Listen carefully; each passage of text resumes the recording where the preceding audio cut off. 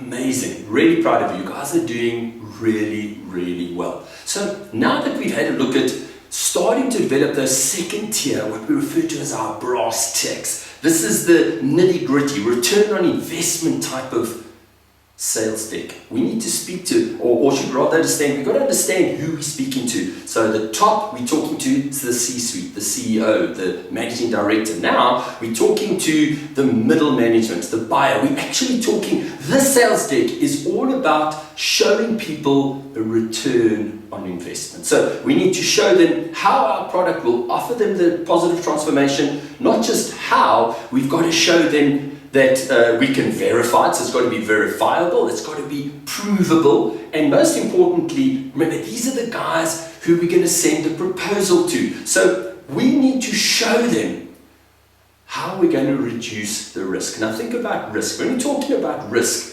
when somebody's going to buy from you, this is a very powerful statement, so listen very carefully. The moment you can remove the risk, your customers will buy from you with confidence. So let's unpack that a little bit, right? So what is risk? Risk, well, let's rather just rewind. And you see, risk sometimes can be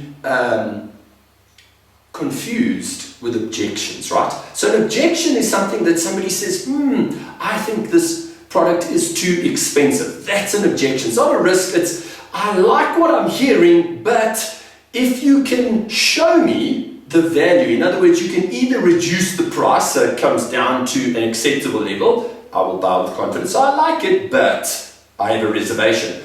But a risk is something that's unspoken, it's a feeling, it's an emotion, it's, I want to buy this, but, so for example, let's go back to where customers are resistant. It's like they look at it and they go, you know what, my solution is sort of working, but it's quite a, if I change to this new supplier, they're making some really amazing claims.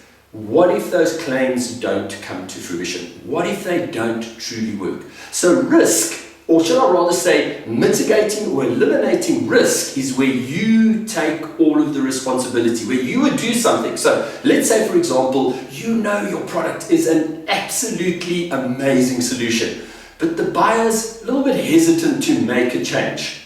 What you could do, and I mean, this is crazy, but let's say, for example, my sales training business. Let's say somebody was a little bit hesitant to spend the money. What if I gave them a written guarantee and said, if I don't improve the value, or should I rather say, if I don't support your salespeople to every single one smash their sales target, I will give you double your money back.